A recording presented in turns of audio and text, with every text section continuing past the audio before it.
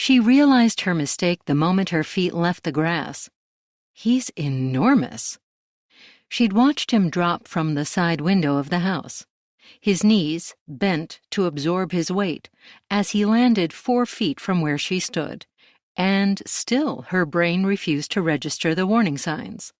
The nose, lumpy as breadfruit, a forehead as big as a roadside billboard, and, she thought, got you, instead of working out the simple math. Giant plus she equals pain. Like an idiot, she jumped to tackle him, already airborne as his knees straightened and he stood to his full height. Crap!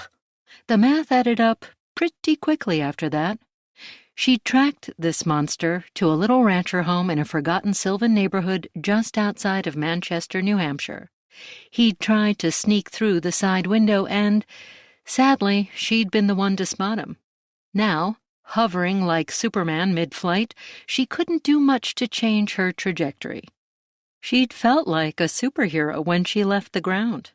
Now she felt more like a goose, staring into the propellers of Captain Sully's Airbus A320.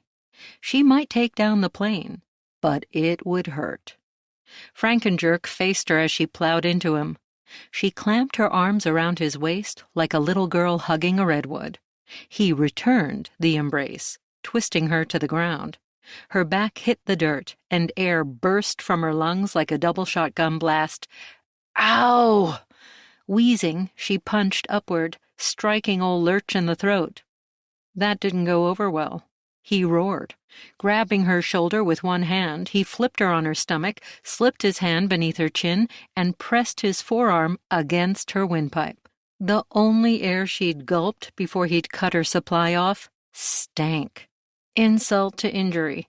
He tucked her skull into his armpit, and fireworks exploded in the dark behind her eyes. That's when a thought occurred to Shee. I haven't been home in 15 years. What if she died in this giant's armpit? Would her father even know? Has it been that long? Thrashing like a landed fish, she forced him to adjust his hold and sucked a breath as she flipped onto her back. Spittle glistened on his lips and his brow furrowed. His nostrils flared like the Holland Tunnel. There's an idea. Making a V with her fingers, she thrust upward, stabbing into his nose and straining to reach his tiny brain. Goliath yelped. Jerking back, he grabbed her arm to unplug her digits from his nose. She whipped her hand away before he had a good grip, fearing he'd snap her bones with his Godzilla paws.